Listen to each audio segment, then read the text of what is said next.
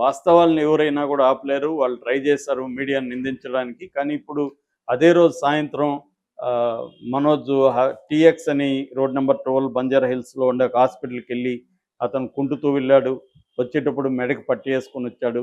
So క్లియర్‌గా అప్పుడే నేను చెప్పాను. ఇది ఎందుకంటే ఇది మెడికో లీగల్ కేసు పెట్టడానికి కోసమే మనోజ్ హాస్పిటల్‌కెళ్ళి అక్కడ సిటీ స్కాన్ కావచ్చు, ఎక్స్‌రేలు కావచ్చు, ఇవన్నీ తీసుకొని డాక్టర్ సర్టిఫికేట్ తీసుకున్నాడు. దెబ్బలు తగిలిలోనే అంటే కుడి కాలుకి దెబ్బ తగిలింది, అలాగే భుజానికి దెబ్బ తగిలింది, తొడలో లోపల మజిల్ దెబ్బ తగిలింది, మెడకి దెబ్బ తగిలింది. ఇవన్నీ కూడా కంప్లైంట్లు తీసుకున్నారు.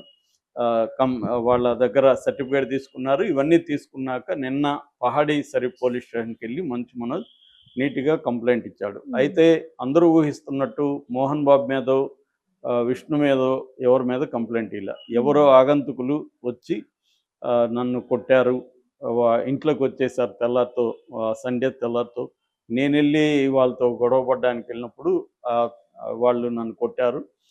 అందులో వినయ్ అనే పేరు కూడా ఉంది. వినయ్ అంటే ఎవరంటే విద్యానికేతన్ ఇన్స్టిట్యూట్స్ ఏవైతే ఉన్నాయో ఆ సంస్థలు, దాని ఇన్ఛార్జ్ వినయ్ అని, అతను ఆధ్వర్యంలో జరిగింది అనేది ఒకటి. 2 సీసీటీవీ ఫుటేజీలని మాయం చేశారు. అది ఎవరు తీసుకెళ్లారంటే విష్ణుకి పార్ట్నర్గా ఉంటున్న విజయ్ అండ్ కిరణ్ అనే 2 వ్యక్తులు వచ్చి తీసుకెళ్లారు. వాళ్ళు తీసుకెళ్లారంటే వాళ్ళే కొట్టించుంటారు, దీని వెనక వాళ్ళే ఉంటారు కాబట్టి మీరు వాళ్ళిద్దరిని ఇచ్చేయండి అనేది కూడా దాంట్లో ఇచ్చాడు. దీనికి మోహన్ బాబు ఇంకొక రివర్స్లో ఈయన ఒక కంప్లైంట్ ఇచ్చాడు. ఆ కంప్లైంట్లో క్లియర్గా కొడుకు మీద అంటే మనోజ్ మీద ఆయన భార్య మౌనిక మీద ఆయన కంప్లైంట్ ఇచ్చాడు. మనోజ్ చాలా ఎప్పటి నుంచో ఘోరంగా బిహేవ్ చేస్తున్నాడు, నన్ను కొట్టడానికి, నన్ను చంపడానికి వాళ్ళు టీము యాంటీ సోషల్ ఎలిమెంట్స్ తీసుకొచ్చారు, అట్లాగే మా ఆస్తుల్ని వాళ్ళు స్వాధీనం చేసుకున్నారు, దాని నుంచి విడిపించాలని ఆయన ఒక విజ్ఞప్తి చేశాడు. ఆయన విజ్ఞప్తి మేరకు ఎఫ్ఐఆర్ నమోదు చేసి మనోజ్ని అరెస్ట్ చేసే ప్రాసెస్లో పోలీసులు ఉన్నట్టుగా మనకు వార్త వచ్చింది. ఈ క్రమంలో మనోజ్ ఒక 2 పేజీల డీటెయిల్ ప్రెస్ నోట్ రిలీజ్ చేశాడు. 10 పాయింట్లు ఉన్నాయి అందులో మోహన్ బాబు రిపోర్ట్లో ఏవేవైతే ఆరోపించాడో దాన్ని ఖండించుకుంటా వచ్చాడు. అంటే నేను వాళ్ళ ఇంట్లోకి ఎందుకు వెళ్ళానంటే గత 1 year నుంచి మంచు విష్ణు దుబాయ్లో ఉన్నాడు, కాపురం అక్కడే పెట్టాడు, దుబాయ్లో ఆయన ఏమేమి వ్యాపారాలు చేస్తున్నాడో అందరికీ తెలుసు అని దాంట్లో రాశాడు. ఇప్పుడు చర్చ ఏమొచ్చిందంటే అసలు మంచు విష్ణు దుబాయ్లో ఎందుకున్నాడు? ఒక పక్క ఇక్కడ అతనికి వ్యాపారాలు ఇక్కడ ఉన్నాయి, అతనికి ఎడ్యుకేషన్ ఇన్స్టిట్యూట్స్ లేకపోతే మోహన్ బాబు యూనివర్సిటీ అతని మేజర్ ఇది, అది ఇక్కడ ఉంది. రెండోది సినిమా కన్నప్ప సినిమా రిలీజ్కి ఉంది, మరి దుబాయ్లో ఏం చేస్తున్నాడు? సో ఇది ఇప్పుడు చర్చ నడుస్తుంది. దుబాయ్లో సీక్రెట్ వ్యాపారాలు ఏమన్నా చేస్తున్నాడా, లేకపోతే ఈ సినిమా పని మీద దుబాయ్లో ఉన్నాడా, దుబాయ్లో కాపురం పెట్టాల్సినంత స్థాయి సినిమా పని కూడా అంత అన్ని నెలలు అక్కడ విష్ణు ఉండాల్సిన అవసరం ఏంటి? ఇవన్నీ యాక్చువల్గా ఆ సినిమా రెడీ అయిపోయింది, మేము పుష్ప కోసం వెనక్కి వెళ్ళాం, మాది పెద్ద సినిమా పుష్ప కంటే, అందుకని మేము వాళ్ళ కోసం మేము త్యాగం చేసామన్నట్టుగా కూడా స్టేట్మెంట్ వైరల్ అవుతుంది. సో ఈ క్రమంలో విష్ణు దుబాయ్లో ఏం చేస్తున్నాడు అనేది ఒక చర్చ. సో విష్ణు లేడు కాబట్టి మా అమ్మ అడిగితే మేము ఇంటికి రమ్మనింది మా అమ్మ కోరిక మేరకు మేము వెళ్ళాము సో అనేది చెప్పాడు. రెండోది నా చిన్న బిడ్డ మీద కూడా ఇతను ఆరోపణలు చేశాడు మా నాన్న.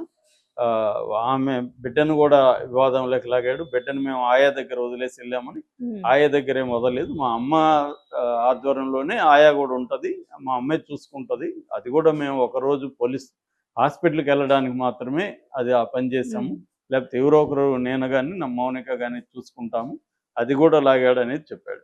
ఇంకొక ప్రధానంగా 3 ఆరోపణలు దాంట్లో చేశాడు మనోజ్. ఒకటి, అక్కడ తిరుపతి దగ్గర రంగంపేట అనే, తిరుపతి నుంచి బాకరాపేట పోయే రూట్లో రంగంపేట దగ్గర ఈ విద్యానికేతన్ ఇన్స్టిట్యూట్స్ ఉంటాయి. మోహన్ బాబు పెద్ద భార్య విద్యా రాణి అనమాట, ఆమె పేరుతో ఈ ఇన్స్టిట్యూట్స్ పెట్టారు.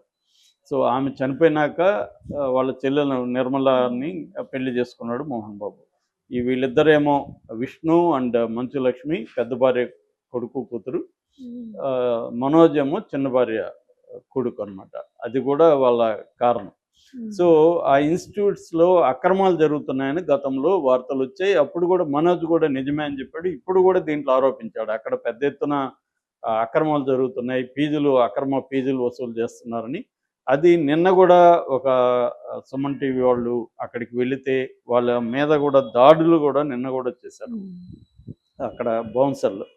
సో అదొక ఆరోపణ. రెండోది, మోహన్ బాబు తన ఇంట్లో పనిచేసే మహిళా ఉద్యోగులు కావచ్చు, మహిళా మెయిడ్స్ కావచ్చు, వాళ్ళని చాలా నీచంగా మాట్లాడుతున్నారు. వాళ్ళు వేదంతో కొమిలిపోతున్నారు. వాళ్ళ దగ్గర నేను వాళ్ళ అనుమతితోనే సాక్ష్యాలు కూడా సంపాదించాను, అవన్నీ కూడా రికార్డింగ్స్ ఉన్నాయి నా దగ్గర, అవన్నీ కూడా బయట పెడతాననేది రెండో ఆరోపణ.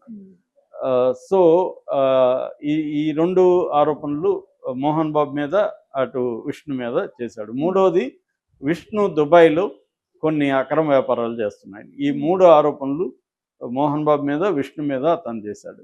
సో ఇప్పుడు ఈ 3 ఆరోపణలు కూడా వైడ్గా చర్చకు వచ్చింది. ఎందుకంటే మోహన్ బాబు మీద గతంలో కూడా చాలా విమర్శలు ఉన్నాయి. కూతురు విషయంలో, కూతురు లవ్ చేసినప్పుడు దగ్గర నుంచి, అసలు ముందు భార్య చనిపోవడం దగ్గర నుంచి ఆయన మీద అనేక వివాదాలు ఉన్నాయి.